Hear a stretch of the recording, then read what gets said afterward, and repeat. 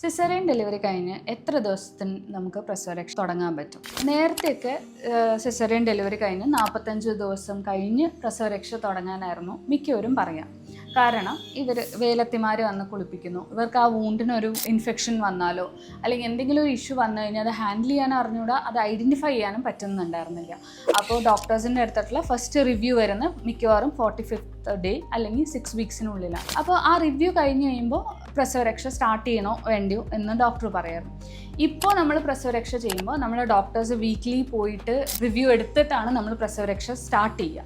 Even for normal delivery and for caesarean നമ്മൾ പ്രസവരക്ഷ start ചെയ്യുന്ന അമ്മയുടെയും കുഞ്ഞിൻ്റെയും കണ്ടീഷൻ നോക്കിയതിന് ശേഷമാണ്. അല്ലാതെ ഇത്ര ഡേയ്സ് കഴിഞ്ഞ് നമ്മൾ സിസേറിയൻ ആണെങ്കിൽ സ്റ്റാർട്ട് ചെയ്യും, ഇത്ര ഡേയ്സ് കഴിഞ്ഞ് നോർമൽ ആണെങ്കിൽ സ്റ്റാർട്ട് ചെയ്യും, അങ്ങനെയല്ല. ഇപ്പോൾ സിസേറിയൻ സെക്ഷനിൽ തന്നെ first time mother overweight അല്ല, മെലിഞ്ഞിരിക്കുന്ന ഒരാളാണെങ്കിൽ അവരുടെ വൂണ്ട് വേഗം ഹീൽ ചെയ്യും. അപ്പോൾ ചിലവരിൽ അതൊരു 10 days ആകുമ്പോഴത്തേനും വൂണ്ട് ഹീലായി കഴിഞ്ഞാൽ നമുക്ക് പ്രസവരക്ഷ തുടങ്ങാം. ചിലരിൽ സെക്കൻഡ് അല്ലെങ്കിൽ തേർഡ് ഓവർ വെയ്റ്റ് ആണ്, അങ്ങനെയുള്ളവർക്ക് ഒരു 14 to 15 days 16 days വരെ ആ വൂണ്ട് ഹീൽ ആവാതെ വരും.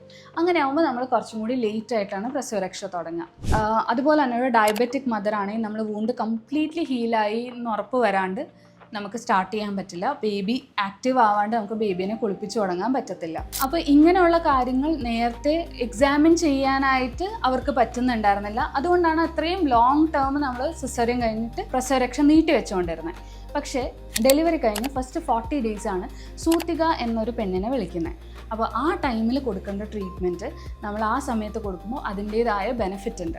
നമ്മൾ തന്നെ കണ്ടിട്ടുണ്ട്, ചില ആൾക്കാരിൽ നമ്മൾ 1 മാസമൊക്കെ വെയിറ്റ് ചെയ്തിട്ട് പ്രസവരക്ഷ ചെയ്ത ആൾക്കാർക്ക് വരുന്ന റിക്കവറി ഉടനെ തന്നെ നമ്മൾ തുടങ്ങുമ്പോഴുള്ള റിക്കവറിയും തമ്മിലുള്ള ഡിഫറൻസ്. അപ്പോൾ ഞാൻ കൂടുതലും സജസ്റ്റ് ചെയ്യാറ് എപ്പോൾ ആ സ്റ്റിച്ചൊക്കെ ഉണങ്ങുന്നു അത്രയും പെട്ടെന്ന് തന്നെ സ്റ്റാർട്ട് ചെയ്യാൻ തന്നെയാണ് ഞാൻ സജസ്റ്റ് ചെയ്യാറ്. അതുപോലെ സിസേറിയൻ കഴിഞ്ഞ അമ്മമാർക്ക് നമ്മൾ ചെയ്യുന്ന ട്രീറ്റ്മെൻറ്റിലും വ്യത്യാസമുണ്ട്. അവർക്ക് വയറ് തിരുമുന്ന രീതി വ്യത്യാസമുണ്ട്. അവർക്ക് കൂടുതലും ആ സ്കാർ ഹീലാവാൻ, അവിടെ പെട്ടെന്ന് ഹീലാവാനും അവർക്ക് ആ സെൻസേഷനൊക്കെ വേഗം വരാനായിട്ടുള്ള ട്രീറ്റ്മെൻറ്റ്സാണ് നമ്മൾ കൂടുതൽ ചെയ്യുന്നത്. നോർമൽ ഡെലിവറിയിൽ ചെയ്യുന്ന മസാജുകളും വ്യത്യാസമുണ്ട്. സിസേറിയനിൽ നമ്മൾ ഒരിക്കലും നമുക്ക് സ്ട്രോങ് ആയിട്ട് ഉഴിയൽ നമുക്ക് ചെയ്യാൻ പറ്റില്ല. ഈവൻ ഫോർ നോർമൽ നമ്മുടെ നോർമൽ ആയുർവേദിക് ട്രീറ്റ്മെൻറ്റ് പോലെയല്ല അത് ട്രീറ്റ്മെൻറ്റ് ചെയ്യുന്നത്. മസാജ് ടെക്നിക്സിൽ തന്നെ വ്യത്യാസം വരുന്നുണ്ട്.